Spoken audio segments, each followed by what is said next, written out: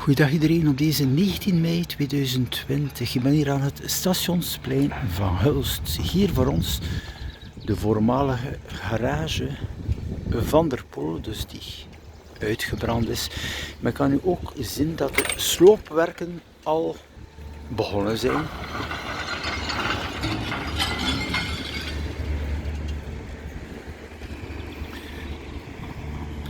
Hier nog enkele beelden.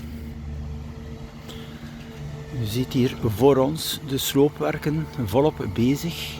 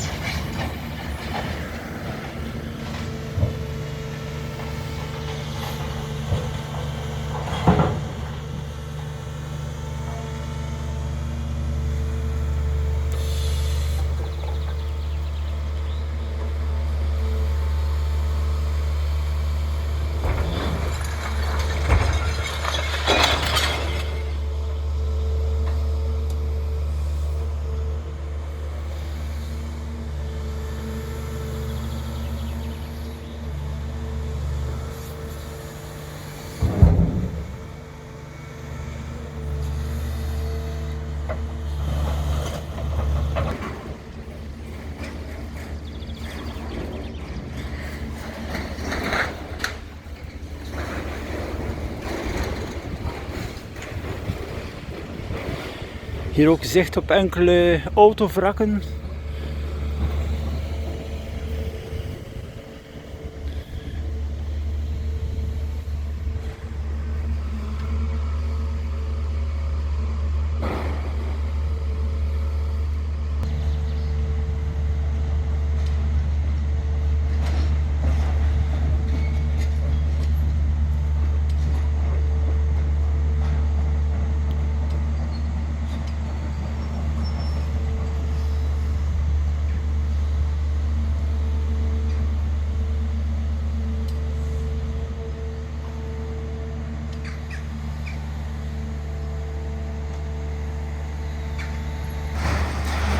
En dus aansluitend aan de rechterkant de Aldi winkel.